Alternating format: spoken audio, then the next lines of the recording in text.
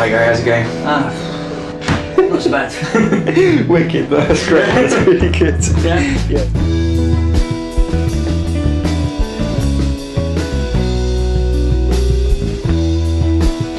So what sort of things do you normally deal with? Drug testing implications, being tested primarily in the workplace, particularly recreational cannabis users, being kind of a stable influence for some people, because I think a lot of the information out there is incredibly confusing.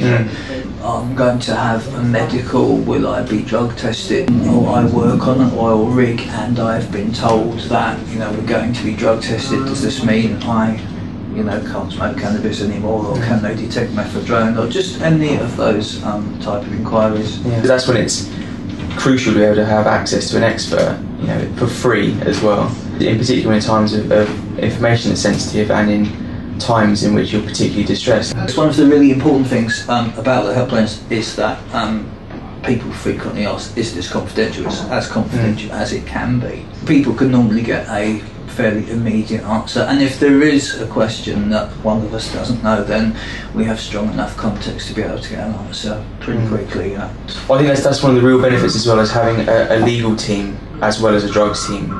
The work sort of in tandem with each other, because when taking the issue of drug testing at work, that is primarily an employment law issue. There isn't the access to that sort of advice freely available anywhere, on the internet. I totally agree. I don't think there's any other service, certainly no other service I can think of off the top of my head, that provides that kind of dual expertise of being able to inform somebody about what their legal rights are. This is what you are likely to be tested for. These are the periods of elimination. The idea of having a confidential helpline means it's okay to ask those questions, safely ask those questions.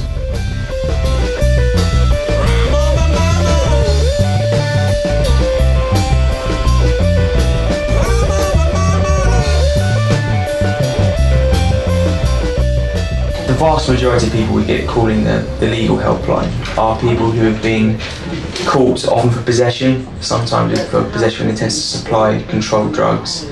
They have been taken to the police station, and more often than not we get the call because they are released on what's commonly called police bail, and they just don't understand any of the process that they've just been through.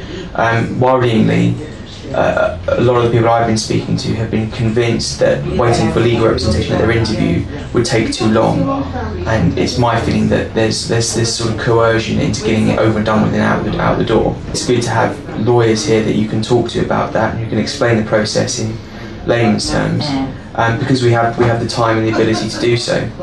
That, I would say, is probably the main problem we get is people wanting to know what's going to happen next. Difficulty is a lot of people want to know, if I'm found guilty, what's the sentence going to be? And that's always a difficult area, because there's so many different variables. But we can have a forum in which we discuss that.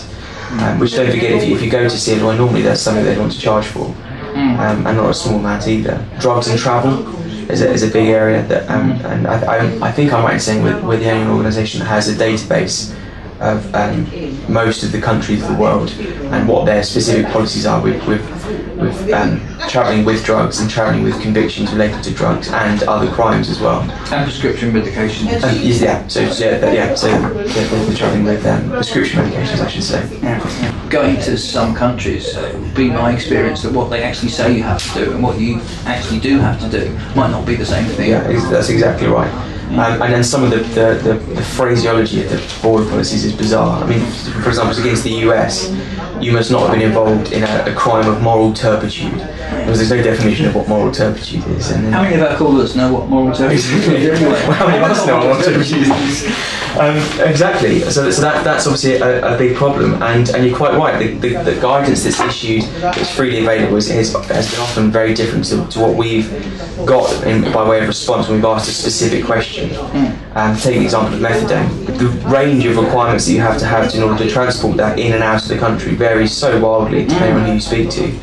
That it's nice to have had someone done all the legwork for you, and that we can more often than not give a definitive answer for that.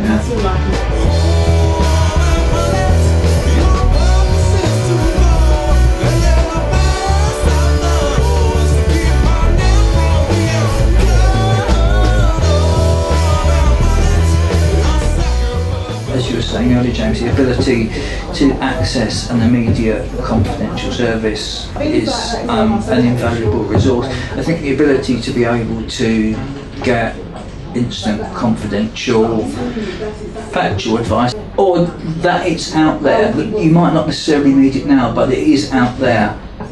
I think if people pause to think about how much that could affect their life, then perhaps the helpline would be a more valued resource in a general community sense than it actually is.